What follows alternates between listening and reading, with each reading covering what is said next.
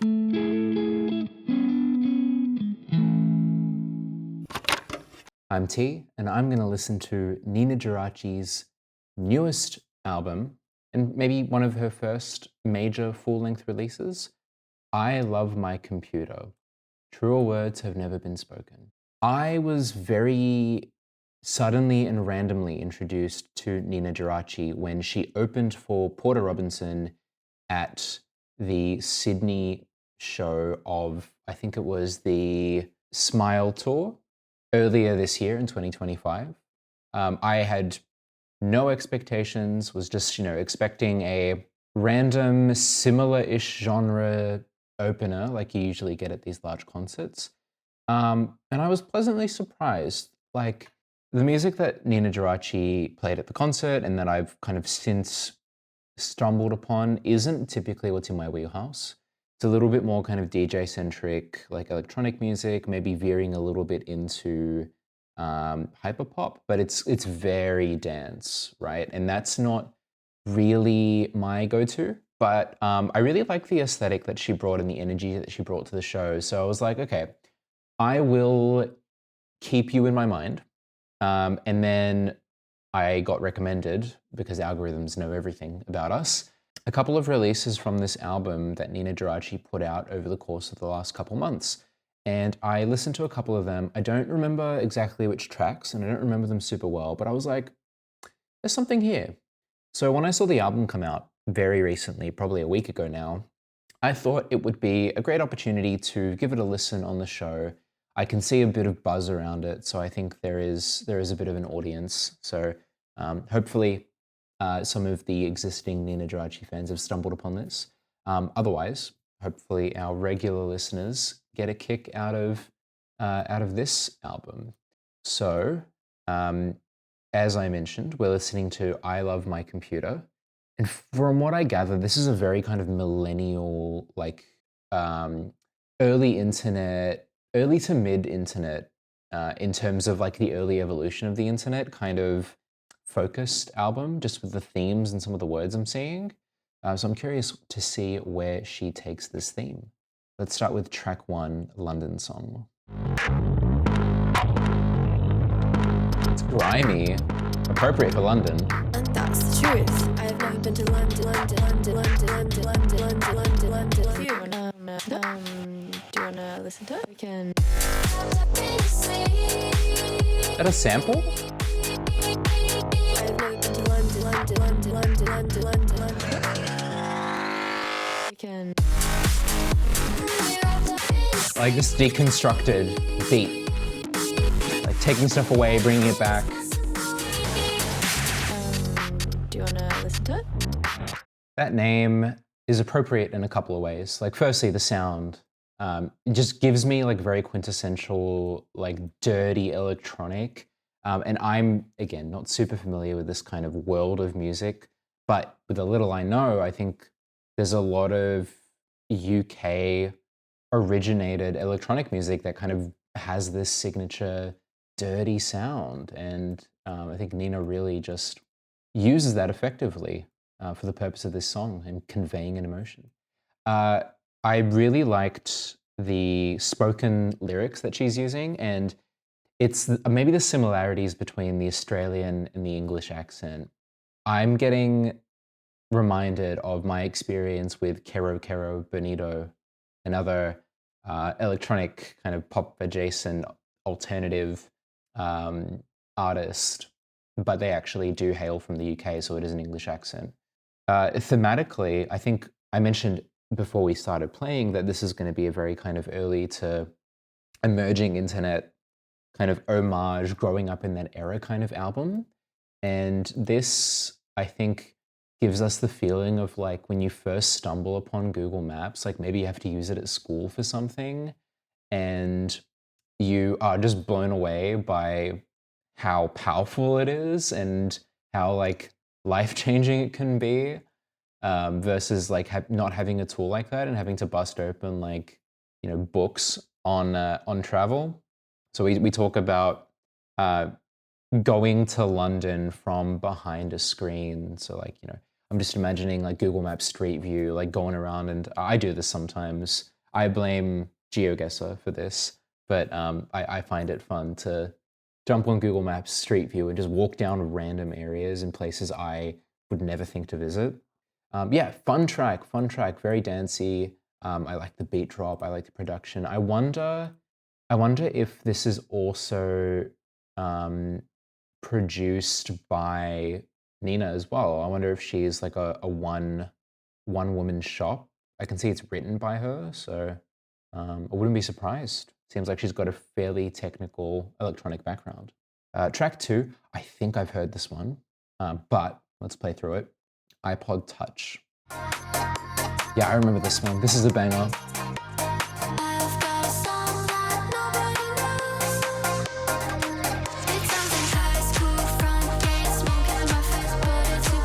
Supre, a deep cut. FL Studio, free download. We all had the crack on the screen.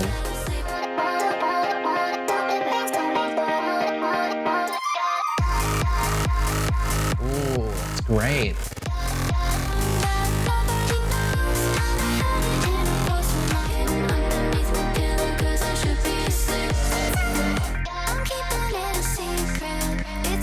That took me back.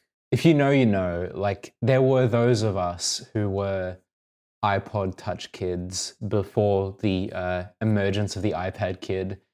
That was just such a unique era where it's like, it's a smart device, but it's not quite a phone. So you're limited to not having internet access when you're out. And then when you get home, like load all the shit up on it, get it ready for when you go. That's awesome. We had quite a few things there. Like the mention of Supre. I think Supre is an Australian chain. Such a deep cut, like a random like discount women's clothing store that was like all the rage when you were, I don't know, like 13 and like just understanding what the hell fashion is. Probably not as relevant to the current generation. I don't know, I'm out of my depth. And then obviously prominent mention of FL Studio free download. The pirated FL Studio was so many, I think, current producers and musicians' gateway into making music. And, you know, piracy bad and all that.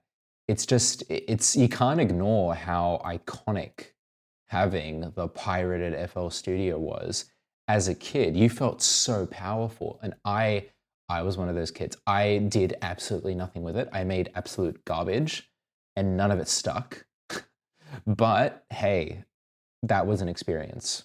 And maybe this is kind of just a window into like how Nina and people in her generation, and I guess my generation, because we're quite close age-wise, would tend to get started in music versus like, I don't know, learning the piano or the violin or something, like only kind of analog ways of getting started in music. This is just a very new way to do it. And I think now we're seeing kind of the next step of that with like the TikTok generation and like so much easier access to free apps and all of that to make music.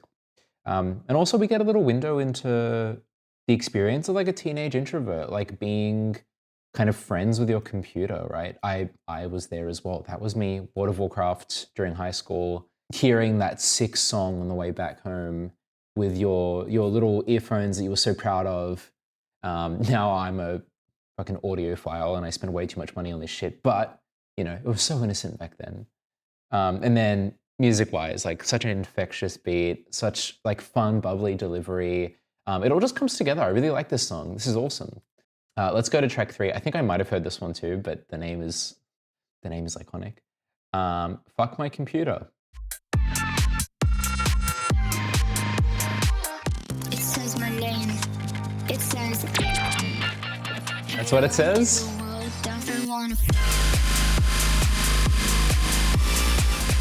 Almost sounds like power tools, like a drill or something at this point.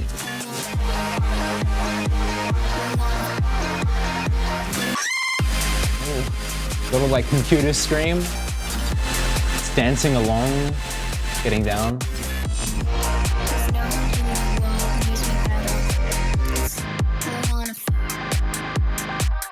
That was a fun track. I really liked how throughout we had the like digital sounds and the glitch just being a prominent part of the production. And then we almost had like a second artist in there in the computer coming in with like really abrupt and like abrasive like digital like destructive sounds, which again almost sounded like power tools, like construction or something. That was an interesting way to take the production.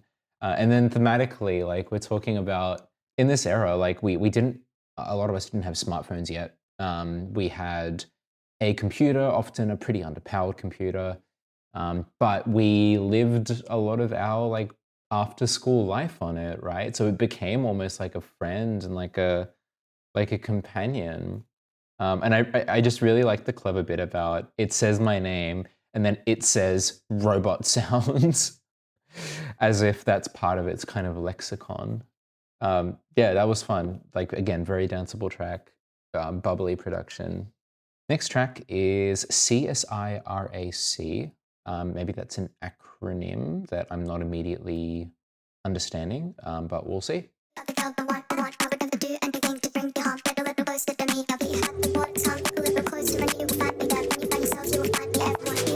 Classic like dance rise.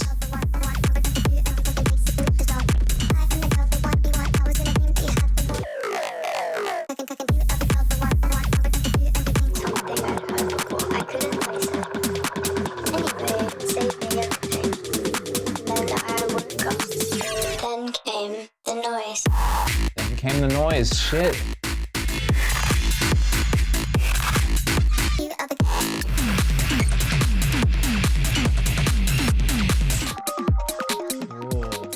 Like randomized synth arpeggio. It's like we're exploring.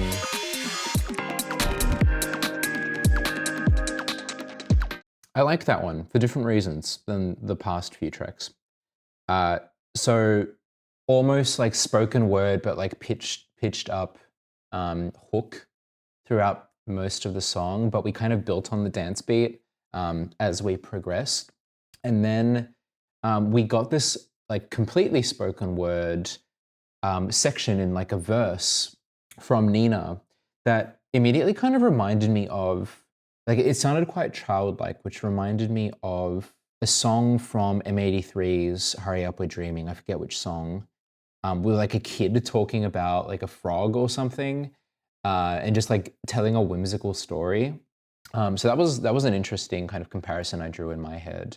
But as we kept going, we got that part where everything stopped and then there was the line, then came the noise, and then we got a super hard drop that went into a like dark, hard-hitting beat and production.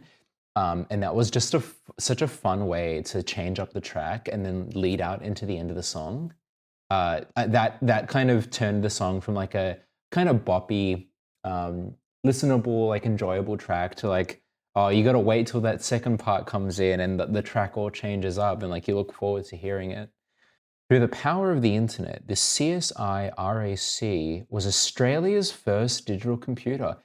Hey, shout out to Nina for holding it down on the Australian deep cuts.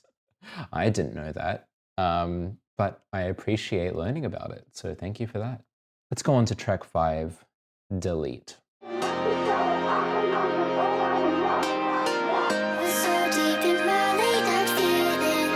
Oh, I've been there.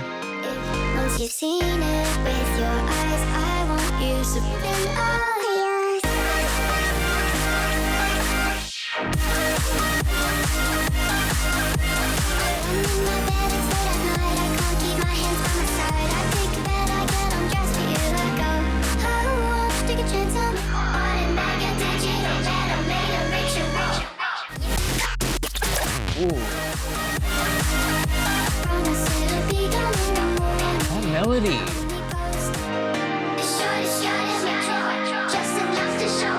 There was a line in that song.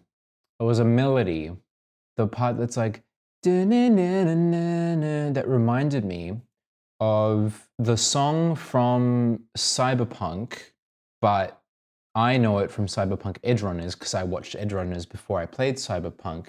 The I Really Want to Stay at Your House song by Rosa Walton, which, if you haven't heard it, amazing song. I think a UK artist, so very similar kind of accent in the delivery. But yeah, that melody just took me right back to that song. But the rest of the song was different. But yeah, again, with how much I love that song, like it's nice to get a reminder of how beautiful that melody is through this song as well. And then throughout the song, we kind of explored the concept and the phenomenon, which I can relate to somewhat, of like posting a thing that you probably shouldn't post, like whether it's a maybe too honest thought or something like spicy or whatever, and then like cheekily taking it down later in like a little fit of passion, and then kind of playing coy with like, I didn't want you to see it, but like I kind of did want you to see it. And I wonder if the you in this song, the other side to this like potentially love song, is either like a crush or something, like someone that you know, or someone who you've got like an relationship with, or like a little fling online, which, if Nina's still talking about kind of the emerging era of connected devices and the internet, hence iPod Touch, was a very kind of time capsule era for internet relationships, because you had enough connection where you could, send messages, go back and forth, yada, yada. But, you didn't have like high quality instant access FaceTime and that kind of stuff. So you almost were pushed to be a little bit more sincere with more kind of basic tools, which is an interesting dynamic, because I think people are trying to return to the more basic and limited use of tech tools that we were dealing with back then, probably like out of mostly nostalgia, but also out of utility. Next up, we have what I can only describe as some like ASCII little cat face emoji thing. It's only a minute long, so I'm going to play that into the next full track, All I Am. Let's listen to both. It's a bit of analog instrumentation. Hello. If you want to listen to it, we had that line before.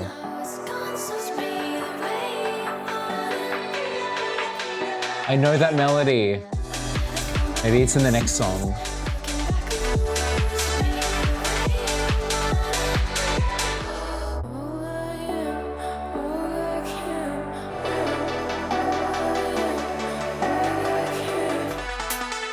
I remember this. She played this live.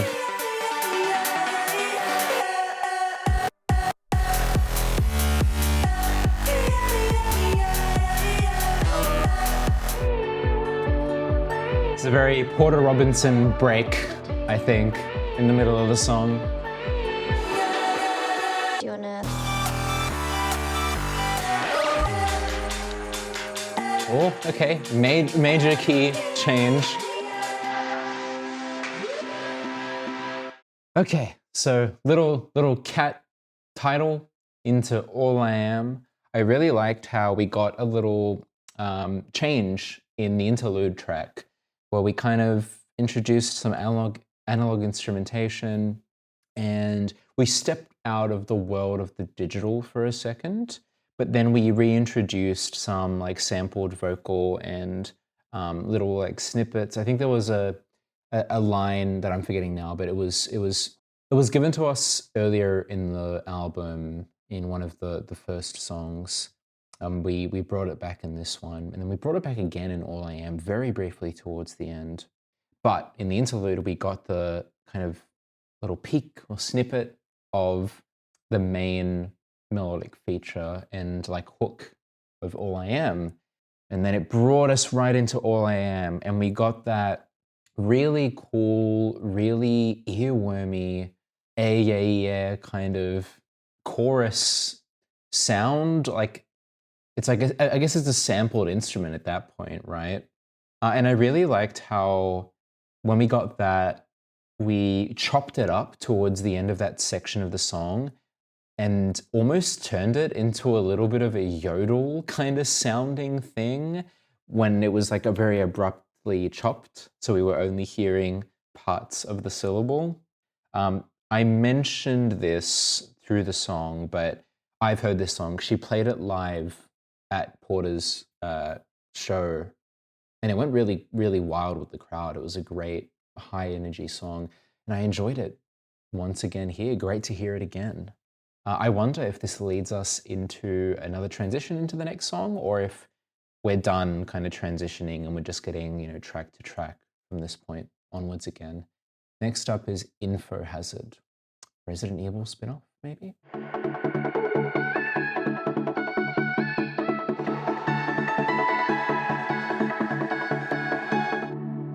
my dream, I saw him. It all happened so fast. What does it mean?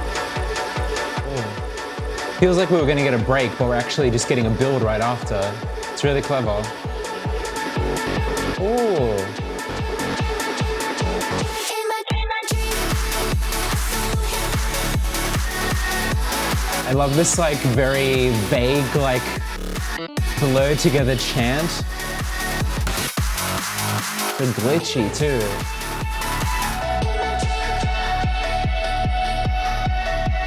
What a cool track. What a cool track. Thematically, just really quickly, sounds like we're talking about some kind of digital boogeyman, the man without a head. You see him in your dreams. Maybe that is actually appropriate for the little Resident Evil Biohazard comparison I made right before the track. Yeah, really cool track. I loved how we were constantly moving and building and transitioning between parts of the song. The energy never let down. It just kept going, but it didn't wear me out.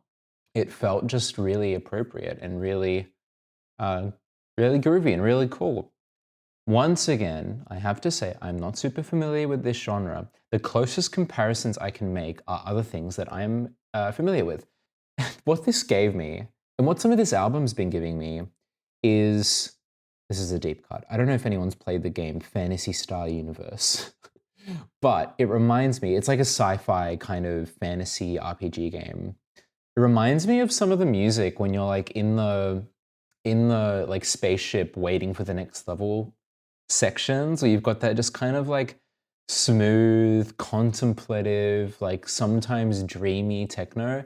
Not the drops that we're getting here, but just vibe-wise, it gives me that. And I don't think I'd be revisiting those memories so soon. What it also gave me, and again, super random reference, but the part towards the end where it went into a bit of a chant and a bit of a like tribal but electronic kind of moment with the vocals kind of blending together and just kind of like chanting, for lack of a better word. It reminds me of the soundtrack to Dot Hack Sign, the anime based on the video game series and manga Dot Hack. That had, obviously, once again, much less of a dancey soundtrack, but I remember those vibes and it's interesting to revisit them. Thank you, Nina. Next up, maybe after you experience the Infohazard, you are met with a battery death. we took it to. There's a classic synth sound. So synthy, yeah.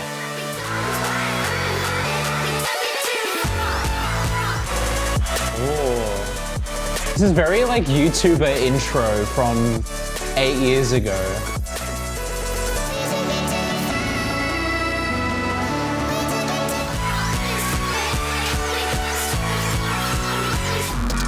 Oh, this is like almost dubsteppy. Oh. This is very sudden key change again. I really liked the strong use of like traditional sounding analog synth. It might not have been analog, but it sounded analog. And we had like such a strong build at the start of the song towards a drop. And do you call it a chorus in these kinds of songs when you get to like the main part? I'm going to call it that for my purposes. Well, the sound kind of opened up, the beat like slowed down a little bit, but we still kept the instrumental palette that we got introduced to at the start of the song.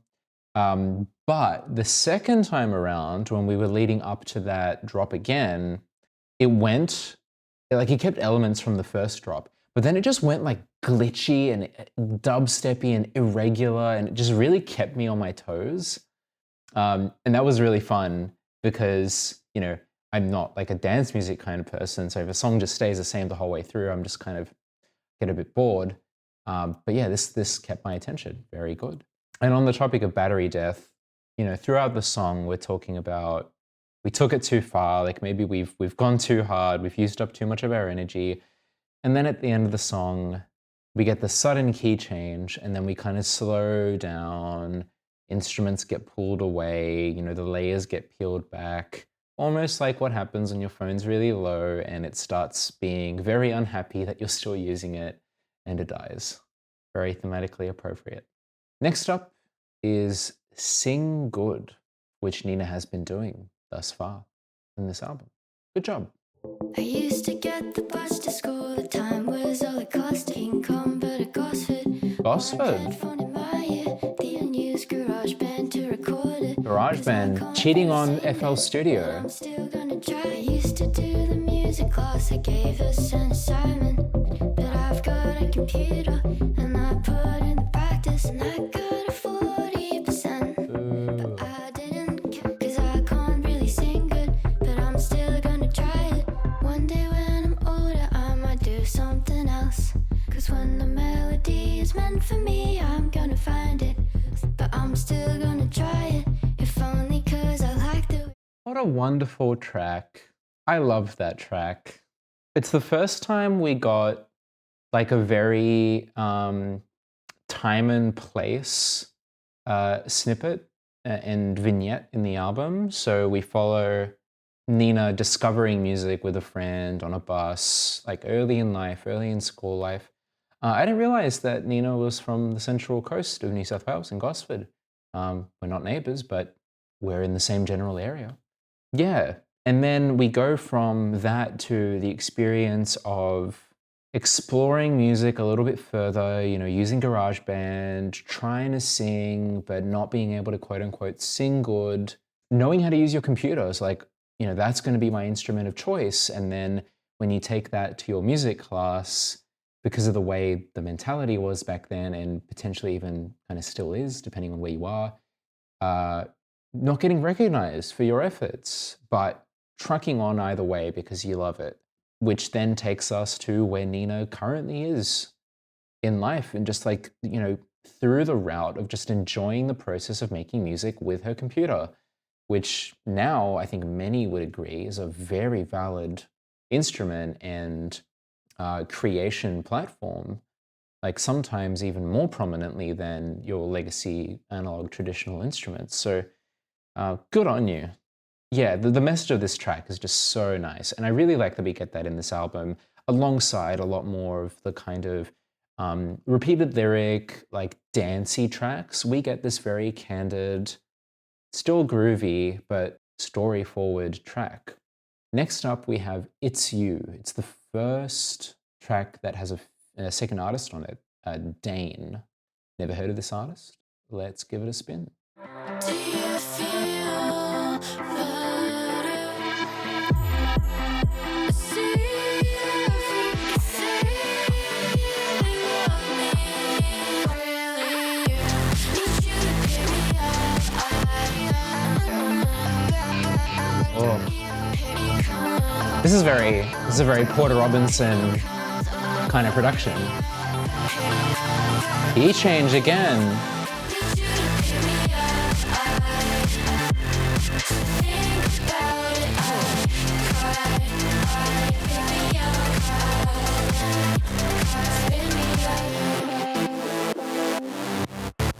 Well, I think we got predominantly the second artist on this track, Dane, on the vocals. I don't think we had any Nina in that. So I think that was mostly probably Nina arranged and produced rather than sung. And I noticed that as well immediately. Like, tone was quite similar to what we had earlier in the album, but I noticed like an American sounding accent. So that's what tipped me off. Not sure if Dane is actually American, but when you're so familiar with an Australian accent and it changes slightly, you know that either they're changing it on purpose or it's a different artist. Yeah, that was a fun track. It was just a very kind of danceable track the whole way through.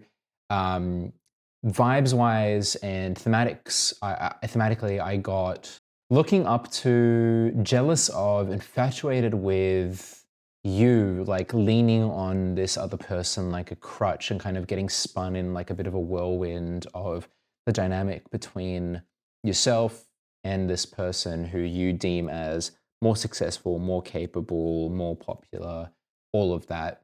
But still, you know, throwing a very dancey bit of production around it and kind of losing yourself to it as well. Yeah, that was a fun one. Not too much to say about that one, but it was a fun listen. Next track we have All at Once, and it's the final track, 12-track album. Like, well, time really flew by on this one, already at the end. All right, let's hear it. Someone's downloaded a new sample pack, and there's the club beat.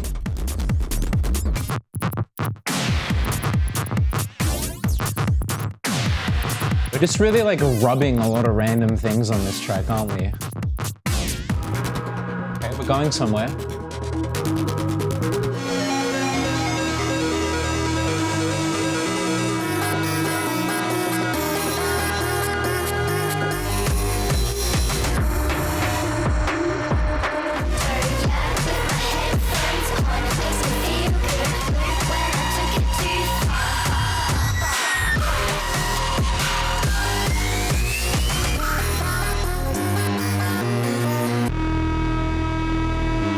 Originally, I was like, oh, okay, are we just gonna get like a very beat-focused, like lyricless track? But then I was like, you know what? No, this makes sense. Because I feel like we were taken on like an experimental kind of journey throughout the different stages of that song. We started with a very kind of like abrasive set of like industrial sounding samples and like very almost like random sounds that were kind of put together in like a bit of a passage that turned into a beat. And we progressed there into a synth pad backed section with like the robotic vocals coming in and doing the repetition of All at Once. From there, hard beat comes back and we move into the next part of the song where we then get some vocals, again, repeated and processed, where we now get like always at the desk in the dark, like just kind of talking about Nina's songwriting process and the way that she experiments with music, which I thought was really cool because then the song kind of came together for me as a bit of a celebration of Nina's connection to music and some of the themes we were talking about throughout the track, and almost just like became a bit of a production showcase and a celebration that leads us into the culmination of this album, which, yeah, very appropriate. And with that, I can safely say I've just heard I Love My Computer by Ninajirachi. And while EDM, electronic forward, kind of dancey music isn't my traditional vibe, just in terms of what I've grown up with and what I've kind of gravitated towards here and there, I had a great time with this one. Like, I think more people need to check out Ninajirachi because this project was fantastic. Like, I thoroughly enjoyed it, and I'm going to go back to a lot of these tracks, not just because I connect with them being someone of a similar age to Nina, but also because there's just so much fun production variants, so much like danceable so many danceable moments in the album, so many clever little lyrical snippets as well. It comes together really nicely. And again, like, I think it's also appropriate that I was put onto Nina's music at the same time as my kind of interest in Porter kind of was growing, because I can see a lot of comparisons in that it's the kind of electronic music that has elements in it that I can attach myself to then become more familiar with the genre in a very natural way, rather than just going headfirst into something that's like, you know, club or festival music focused, right? And similarly, I hope that Nina continues to see some of the success that Porter's had on the internet, um, both when he started and with newer fan bases nowadays as well. Anyone who kind of watched through with me, if you enjoyed the snippets of the song that you heard during the video, absolutely go back and listen to the album. Even just like parts of songs or just individual songs. Like some of these would make great, workout songs or just like high energy moment kind of songs.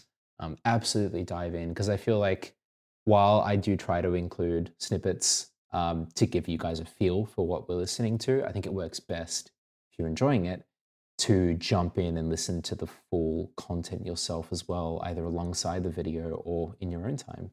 Hello, Nina fans, if you saw this one through the algorithm, and also hello, returning folks. Always appreciate your engagement and your patronage. All right, till the next one, see ya.